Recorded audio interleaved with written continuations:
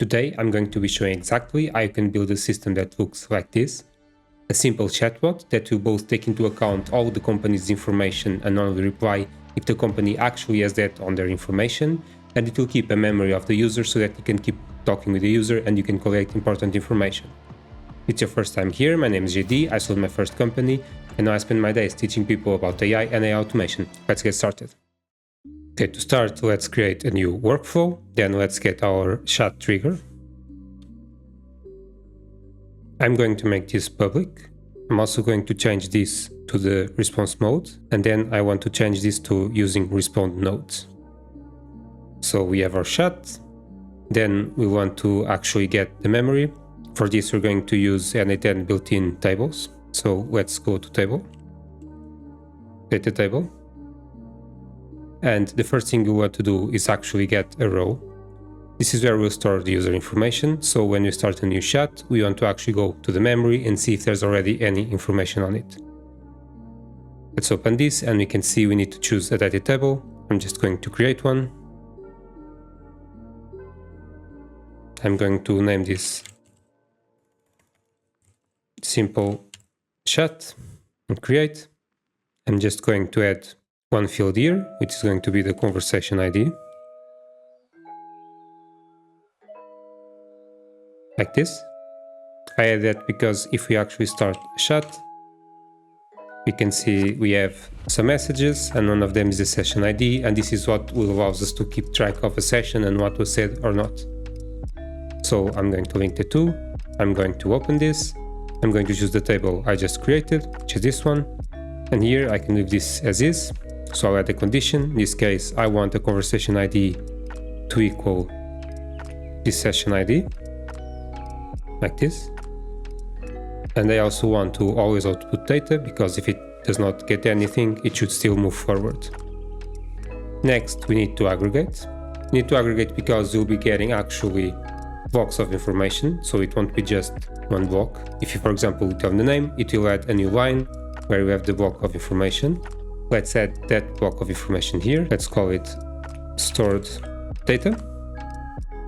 So we have a conversation ID, which tells us the conversation, and the stored data, which will be the block of information. For example, if I tell him my name, it should store in the stored data the name. Okay, now let's aggregate, because there might be multiple blocks of data. So just use this aggregate field. We can aggregate all the data into a single list. And again, let's do always output data. And now comes in the chat model. Let's click here. Let's go to OpenAI. In this case, you want to message a model. If you don't have an account here, you can configure it. To that, you just click create a new credential. Then you need to go to this link, click login, API platform.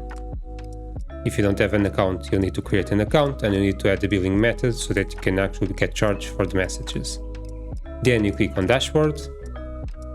You click on API keys, and then you create a new secret. You give it a name, create, and then you'll get a value, which you just need to copy and paste here, and you should get access. So in this case, I already have an account, so I'll just leave it as is. I'll select a model. I'm going to select GPT 4.1 mini, which is good enough for this use case. And now we need to actually edit this. The user message will be the initial message, which is this chat input. And then we want to click on add message, and we want to select the role system, and we need to enter a prompt. So this case is a bit big, so I'm just going to copy and paste it so that you can see it. Here's my prompt. You are a chat agent. Your role is to help answers about VPA firm, which is my client. The information from the firm should be on the retrieved documents. Then I'll talk about the memories. Here's the latest information you stored during this conversation. I'll send all the data we aggregated before. Then I give it information about the tools. I give it the memory. Use this tool to store any important fact shared by the user. With each message, decide if and what should be stored in the memory on the field stored data. Respond to the current user message, taking the stored facts into account, and then we just give it the message again.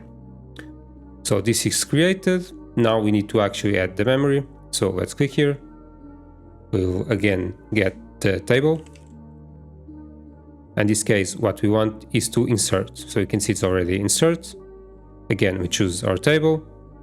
And then we have these two options. We want to actually map manually.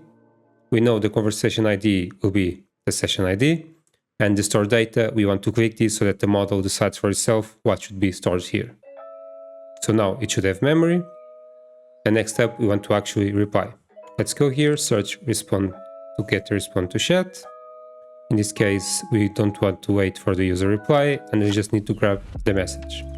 Let's actually run this so that we can link that. So I'm going to go to the chat, I'm going to save this, I'm going to go to the chat and say hi. We get an error because of this, so let's disconnect it for now. Let's say hi. It says it got one row, but in this case, if you look at it, we can see it's just empty, and the same thing with the aggregate. And then it actually messaged a model. So if you open this, we can see we have a response, and we can see that it did not go to the memory because we didn't say anything worth storing. So let's connect this and open it. And now we know we want to answer with this. If we're running, let's just go here. Let's rename this. I'm going to call it memory tool. I'm going to save, and now we can test it.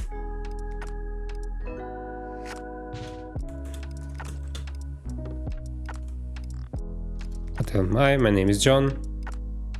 We can see one item went into this, and if you open, we can see we have the store data username is John, and now if I go to my data table and I refresh it, I can see that now in the store data we have the username is John.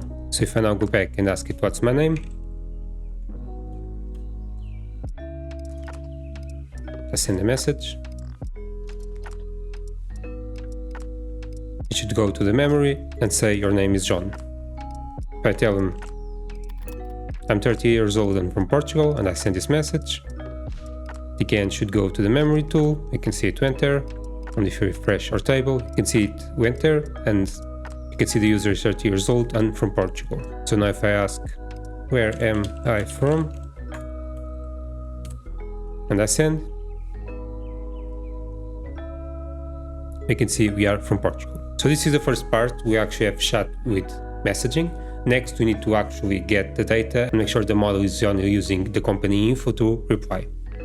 So in this case, I want to actually go to the client's website, which is this one. So I'll just copy, and I'm going to go to ChatGPT, and I'm going to tell it the following. Parse this website and store all the relevant information in JSON, and I'll just send, and it will actually try to access the website.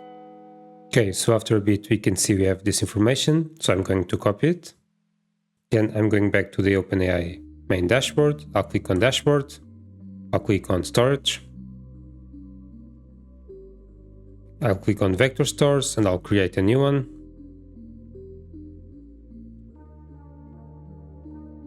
I'll call it VPA vector, which is just the client name, and then I can upload the file. I'll actually go to GPT, copy it, I'll paste it on the file, and I'll save it. I'll save it with the name and the info that it's a JSON. So I'll just save. Now I'll go back to the vector stores, and I can see I have the option to add file, so I'll just select it, and then I'll just drag and drop it. So here we go, and it will start loading. Since it's pretty fast, so it's done. I'll click attach, and now after a bit it will show here as attached. Meanwhile, we can copy this ID, which you're going to need. Let's refresh. And we can see it's attached. So now let's go back to our NA10. Let's open this messenger model, and we can see we have built-in tools. Click here, click file search, and just enter the ID we just copied. One last thing is going to add some information here to make sure it only answers if it knows the answer. So I'll just add this. If you can't find the answer for a specific question, just answer with I don't have that information, can I help you with anything else? But this just makes sure if it's actually not getting from the retrieved documents, it will still be able to answer. So now let's save and let's test this. We can create a new session here. Let's try it.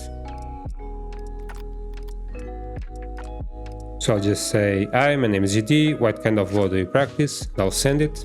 You can see this is kind of stuck running, and the reason for that is because we actually changed some stuff. So let's change it here as well. We need to change the message output to be this one. So let's save, and let's try running this again. Let's just say, hi, my name is AD. Then we wait for a reply.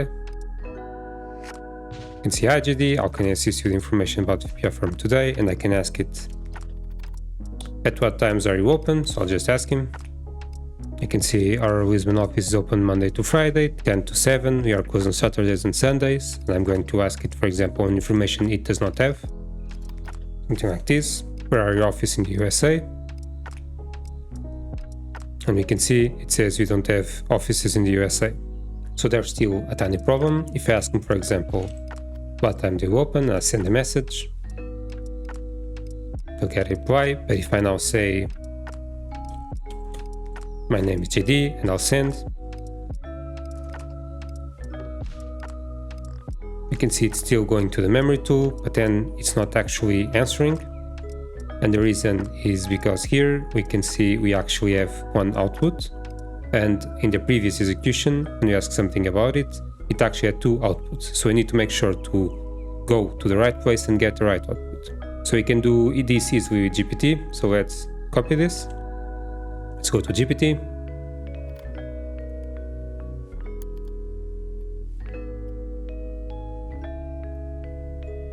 So I'll just say, this is my NA10 response, and then I'll just paste everything in the chat. Sometimes there will be more than one output. I want you to find the output as a text field and return that text field. Give me the JavaScript to do this. So I'll just send this.